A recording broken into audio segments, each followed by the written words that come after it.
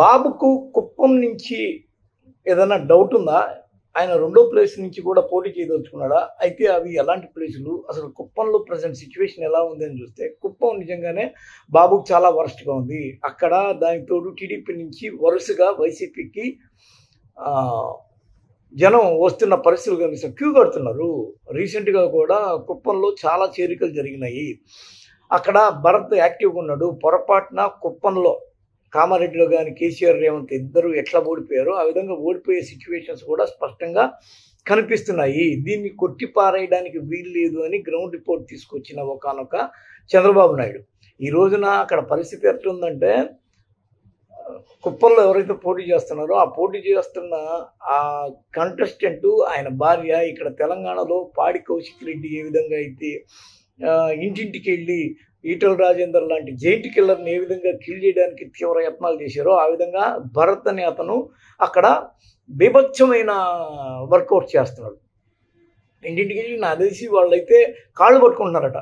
ఆ భార్యాభర్త ఇద్దరు వెళ్ళి, లేదు ఈసారికి ఈ కుప్పం ఒక చరిత్ర సృష్టించాల్సి ఉంది, దీనికి ఖచ్చితంగా చంద్రబాబు ఇక్కడ 40 ఏళ్ళుగా ప్రాతినిధ్యం వహిస్తున్నా ఇక్కడ ఇంతవరకు ఎవరు ఎలాంటి పనులు చేయలేదు. మొన్న ఈ మధ్య జగన్ వచ్చాకే ఇక్కడ నీళ్లు అందించాడు. ఈ కండిషన్స్లో కుప్పాన్ని ఎందుకు బాబుకి ఇవ్వాలి పదే పదే? ఏమన్నా రాసి పెట్టిందా? అక్కడ ఏమన్నా రూల్ ఉందా? రాజ్యాంగంలో చంద్రబాబు అనేవాడు 9 ఏళ్ళు ముఖ్యమంత్రిగా పనిచేశాడు కాబట్టి, లేకపోతే ఇంకొక కొన్ని ఏళ్ళు 14 ఏళ్ళు ప్రతిపక్ష హోదా అనుభవించాడు కాబట్టి, ఆయన పెద్ద లెజెండ్ కాబట్టి, ఆయనకు జడ్కేట్ సెక్యూరిటీ ఉంది కాబట్టి ఆయన మేము నెత్తిన పెట్టుకొని ఊరేగాలి అని ఏమన్నా రాసింది ఎక్కడన్నా? లేదు కదా. మరి అలాంటప్పుడు ఎందుకు కుప్పంలో ఆయన గెలవాలి? ఏం చేశాడని కుప్పంలో?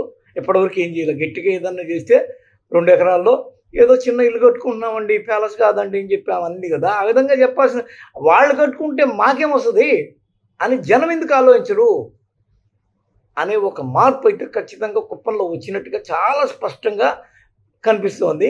దీంతో బాబు పక్క చూపులు చూస్తున్నాడు. అయితే బాబు ఎలాంటి పక్క చూపులు చూస్తున్నాడు అంటే 2 ఆప్షన్లు కనిపిస్తున్నాయి. ఒకటి హిందూపూర్, 2 నర్సీపట్నం. హిందూపూర్ అయితే తన సొంత,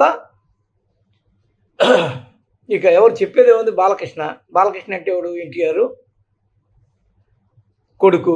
ఎన్టీఆర్ కొడుకు అంటే ఈయనకి మళ్ళీ బావమర్ది, మళ్ళీ పిల్లనిచ్చినోడు, వియ్యంకుడు. అన్ని రకాల బంధుత్వాలను తీసుకుపోయి బొందలో పెట్టి శుభ్రంగా హిందూపూర్లో పోయి ఎట్టయినా సరే గెలిచేద్దామనేది ఒక తాపత్రయంగా కనిపిస్తుంది. అంటే బాలకృష్ణ ఇక్కడ కూడా బొక్క. ఇప్పటికే చంద్రబాబు జైలు ఎపిసోడ్లో బయటకు వచ్చి ఏదో పర్లేదన్న కోణంలో సరే ఇతనికి కూడా ఒక ప్రాధాన్యత క్రమం వచ్చింది. ఇతని కూతురైన బ్రాహ్మణికి కూడా రాజకీయంగా కొంత పరిజ్ఞానం అబ్బే అవకాశం వచ్చింది. నిదానంగా వీళ్ళు రాజకీయంగా వచ్చే రోజుల్లో టీడీపీ కొంత మొత్తం ఆక్రమించకపోయినా కొంతన్నా వీళ్ళకి విలువ ఉంది. ఆల్రెడీ మహానాడు లాంటి ప్రాంతాల్లో వీళ్ళు ఏమాత్రం ఈ బాలకృష్ణకి ఫోటోలు లేకుండా, ప్రాధాన్యత లేకుండా ఉంటున్న పరిస్థితుల్లో ఇప్పుడు చూస్తుంటే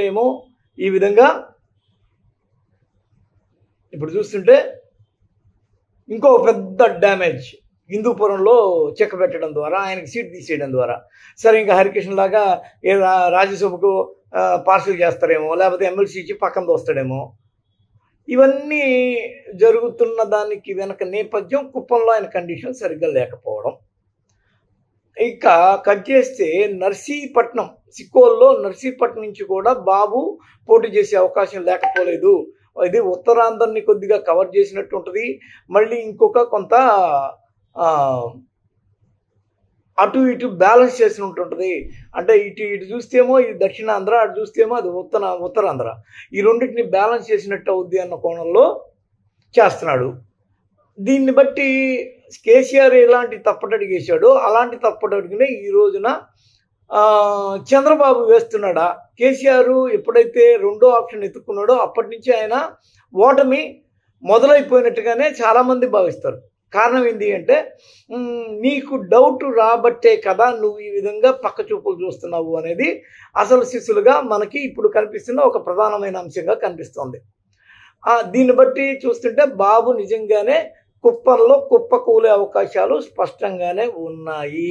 అక్కడ ఆయన ఉండకుండా పోవడము, ఆయన భార్యని ఇన్ఛార్జిగా చేస్తాడన్న ఒక టాక్ రావడము, ప్రజెంట్ ఆమె అక్కడ కూర్చొని ఇవన్నిటిని చక్కబెట్టాలన్న ఆలోచన చేయడం. గతంలో కూడా ఆమె చంద్రగిరి నుంచి ఓదార్పు యాత్ర లాంటి దాన్ని ప్లాన్ చేసి ఆ తర్వాత మధ్యలో ఆమె ఆగిపోయింది.